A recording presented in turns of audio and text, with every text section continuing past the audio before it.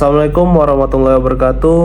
Perkenalkan terlebih dulu, nama saya Rahmat Fauzan. Di sini saya sebagai moderator akan membimbing bagaimana jalannya presentasi yang akan dibawakan oleh kelompok kami. Adapun materi yang kami bahas mengenai persiapan kerja, di mana materi ini merupakan salah satu bagian dari mata kuliah pengembangan kepribadian. Oke, kalau gitu langsung saja kita mulai presentasinya yang akan dibawakan oleh teman-teman kami. Hai, seberapa penting sih proses persiapan kerja? Proses persiapan kerja sangat penting dan menjadi salah satu faktor kunci untuk menentukan kesuksesan seseorang dalam dunia kerja. Dengan persiapan yang baik, kamu bisa mempunyai peluang lebih besar untuk diterima kerja, tapi lebih percaya diri saat wawancara, terhindar dari kesalahan-kesalahan yang bikin kamu gagal. Oh ya, jangan lupa tunjukkan kalau kamu serius dan profesional. Kamu bisa mendapatkan itu semua, mungkin dari beberapa hal yang simpel, mulai dari bikin CV yang rapi, latihan wawancara, mencari tahu tentang perusahaan. Oh ya, satu lagi, siapkan pakaian yang sopan dan menarik. Ingat, kerja impian mulai dari persiapan yang matang. Hubungan persiapan kerja dengan pengembangan diri. Persiapan kerja dan pengembangan diri memiliki hubungan yang sangat erat. Pertama, meningkatkan kompetensi, yang kedua meningkatkan kepercayaan diri, yang ketiga meningkatkan kesempatan kerja, yang keempat meningkatkan kinerja. Persiapan kerja dan pengembangan diri dapat saling mendukung dalam meningkatkan kemampuan dan keterampilan yang dibutuhkan dalam pekerjaan, sehingga dapat meningkatkan kesempatan kerja dan kinerja. Pengembangan diri dapat dilakukan melalui berbagai cara seperti pelatihan dan workshop, pendidikan formal, membaca buku dan artikel, mengikuti seminar dan konferensi, mengembangkan keterampilan melalui pengalaman kerja. Sementara itu, persiapan kerja dapat dilakukan dengan membuat rencana karir, mengembangkan resume dan portofolio, mempersiapkan diri untuk wawancara kerja, mengembangkan keterampilan yang dibutuhkan dalam pekerjaan. Dengan demikian, persiapan kerja dan pengembangan diri dapat menjadi kunci sukses dalam mencapai tujuan karir. Salesmanship. Salesmanship adalah kemampuan untuk mempromosikan dan menjual produk atau jasa kepada pelanggan dengan cara yang efektif dan persuasif. Salesmanship melibatkan pemahaman tentang kebutuhan pelanggan, komunikasi yang baik, dan kemampuan untuk membangun hubungan dengan pelanggan. Kepemimpinan dalam salesmanship melibatkan kemampuan untuk 1. Memahami kebutuhan pelanggan dan menawarkan solusi yang tepat. 2. Membangun hubungan yang kuat dengan pelanggan dan meningkatkan kepercayaan. 3. Mengkomunikasikan nilai produk atau jasa secara efektif. 4. Mengatasi keberatan dan menangani keluhan pelanggan. 5. Mencapai target penjualan dan meningkatkan kinerja penjualan. Pemimpinan salesmanship yang efektif harus memiliki kemampuan untuk memotivasi dan memimpin tim penjualan, serta mengembangkan strategi penjualan yang efektif untuk mencapai tujuan bisnis.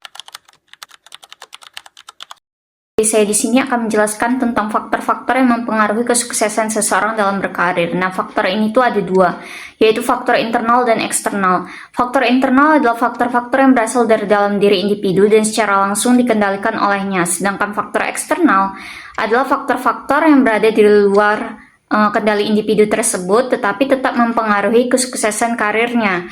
Jadi saya di sini akan membahas tentang faktor internalnya. Apa saja sih faktor internal yang bisa mempengaruhi kesuksesan seseorang dalam berkarir. Jadi faktor internal ini tuh ada 7, yaitu yang pertama adalah motivasi diri. Nah, motivasi diri ini tuh adalah dorongan batin untuk mencapai tujuan karir seperti meraih jabatan, mengembangkan kemampuan, dan memperoleh penghargaan. Nah, individu yang memiliki motivasi tinggi umumnya itu lebih konsisten, antusias, dan juga mampu menghadapi tekanan kerja. Selanjutnya yang kedua itu adalah kedisiplinan dan juga etos kerja. Nah, kedisiplinan itu adalah mencerminkan kemampuan menaati aturan dan juga bekerja sesuai waktu yang ditentukan. Etos kerja menunjukkan tanggung jawab, semangat, dan juga integritas. Kedua hal ini tuh sangatlah penting untuk membangun reputasi profesional yang baik. Nah, selanjutnya yang ketiga adalah keterampilan dan kompetensi. Keterampilan adalah kemampuan teknis atau praktis dalam menjalankan tugas, sedangkan kompetensi sendiri itu mencakup pengetahuan, sikap, dan juga perilaku kerja. Nah, individu yang kompeten dapat menyelesaikan pekerjaan secara efektif dan juga berkualitas. Selanjutnya yang keempat yaitu adalah pendidikan dan juga pengetahuan. Pendidikan sendiri itu memberi dasar akademis dan juga kualifikasi. Sedangkan pengetahuan berasal dari pengalaman dan juga pembelajaran. Keduanya ini tuh sangat membantu individu dalam membuat keputusan dan juga meningkatkan peluang karir. Selanjutnya yang kelima itu adalah mentalitas dan mindset positif. Nah, mentalitas dan mindset yang positif ini itu adalah cara berpikir dan bersikap optimis terhadap kehidupan. Melihat setiap masalah itu sebagai sebuah peluang untuk belajar dan juga berkembang, serta memiliki keyakinan bahwa hal-hal yang baik itu akan selalu terjadi. Nah, hal ini tuh membuat individu lebih optimis, tahan terhadap tekanan, terbuka terhadap pembelajaran, dan tidak mudah menyerah dalam menghadapi suatu tantangan. Nah, selanjutnya yang keenam itu adalah kreativitas dan inisiatif. Nah, kreativitas sendiri itu adalah kemampuan menciptakan ide atau solusi baru. Nah, sedangkan inisiatif itu adalah kecenderungan untuk bertindak tanpa disuruh. Nah, kedua hal ini tuh menunjukkan kemandirian dan juga kontribusi terhadap organisasi. Dan yang terakhir itu adalah poin ketujuh yaitu manajemen waktu. Nah, kemampuan mengatur waktu dengan baik itu sangat membantu menyelesaikan tugas secara efisien, menghindari stres, dan juga mencapai target kerja sesuai dengan tenggat waktu yang ada gitu loh. Jadi hal ini tuh sangatlah penting. Baiklah, hanya itu yang bisa saya sampaikan tentang faktor internal yang dapat mempengaruhi karir seseorang. Faktor eksternal. Nah, faktor eksternal ini tuh ada 5 macam. Yang pertama itu ada lingkungan keluarga, yang kedua itu lingkungan kerja, yang ketiga itu jaringan dan relasi atau biasa disebut dengan networking. Yang keempat itu ada kesempatan atau timing, dan yang kelima itu adalah kondisi ekonomi dan sosial. Nah, yang pertama itu kan tadi ada lingkungan keluarga. Nah, di lingkungan keluarga ini itu mencakup latar belakang, pola asuh, serta dukungan emosional dan moral yang diberikan oleh keluarga.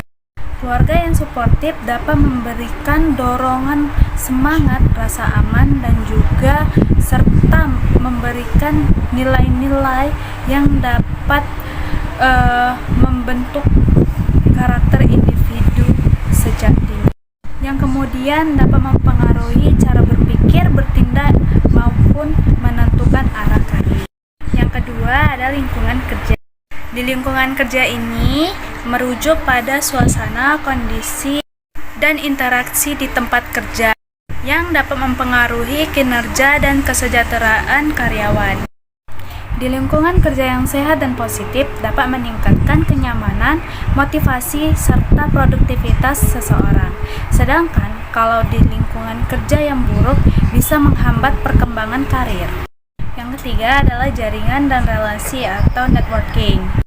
Networking adalah proses membangun dan memelihara hubungan profesional dengan orang lain, baik di dalam maupun di luar organisasi.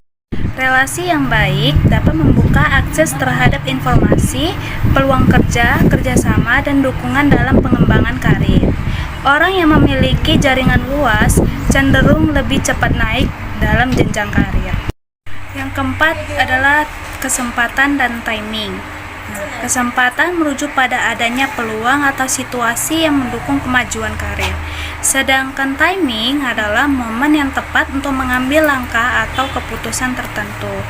Keberhasilan seringkali dipengaruhi oleh kemampuan seseorang dalam melihat dan memanfaatkan peluang yang ada pada waktu yang paling tepat. Dan yang terakhir adalah kondisi ekonomi dan sosial. Kondisi ekonomi dan sosial meliputi situasi makro seperti perkembangan ekonomi, perkembangan industri, regulasi pemerintah, dan juga tren pasar tenaga kerja. Pada faktor ini, mereka berada di luar kendali individu, namun dapat memberikan pengaruh besar terhadap tersedia atau tidaknya lapangan pekerjaan dan arah perkembangan karir seseorang. Baik, selanjutnya yaitu tentang anatomi penjual. Anatomi penjual adalah pemahaman menyeluruh tentang karakteristik dan keterampilan, sikap, dan proses kerja yang harus dimiliki seorang penjual untuk menjadi lebih efektif dan sukses dalam menjual produk dan jasanya. Ada beberapa komponen anatomi penjual yang efektif seperti sikap, pengetahuan, dan keterampilan. Seperti sikap yaitu seperti mempunyai sikap percaya diri, jujur, dan semangat melayani dan tidak mudah menyerah. Sedangkan pengetahuan yaitu pemahaman produk secara detail dan memiliki wawasan tentang pasar dan pesaingnya, dan seperti pengetahuan tentang kebutuhan dan perilaku konsumen. Dan di keterampilan yaitu memiliki komunikasi yang efektif dan pendengar yang baik. Dan ada beberapa proses penjualan yang efektif menurutnya. Ada 7. Yang pertama yaitu mencari calon pelanggan atau potensial dan pendekatan awal kepada calon pelanggan. Yang ketiga, menggali kebutuhan pelanggan. Dan yang keempat, menawarkan solusi melalui produk atau jasa. Dan yang kelima, menjawab keraguan dan pertanyaan yang dipertanyakan oleh pelanggan. Dan keenam, menyelesaikan penjualan. Dan yang ketujuh, menjaga hubungan dan kepuasan terhadap pelanggan. Dan selanjutnya itu ada beberapa tipe-tipe penjualan atau ciri-cirinya, seperti pasif, hanya menunggu pelanggan. Yang kedua, aktif mencari peluang. Dan yang ketiga, menyediakan solusi bukan hanya menjual. Dan yang keempat, fokus pada hubungan jangka panjang. Juga ada beberapa kesalahan umum penjual seperti tidak fokus pada produk dan tidak mendengarkan calon pembeli, kurang follow up, dan kurang persiapan saat ingin melakukan marketing atau memperkenalkan suatu produk. Baiklah, sekian itu saja penjelasan materi yang telah disampaikan oleh teman-teman kami. Saya Rahmat Fauzan selaku moderator ingin minta maaf jika adanya kekurangan dalam presentasi kali ini.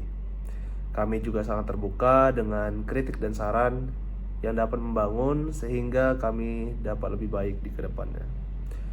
Baiklah, terima kasih. Wassalamualaikum warahmatullahi wabarakatuh.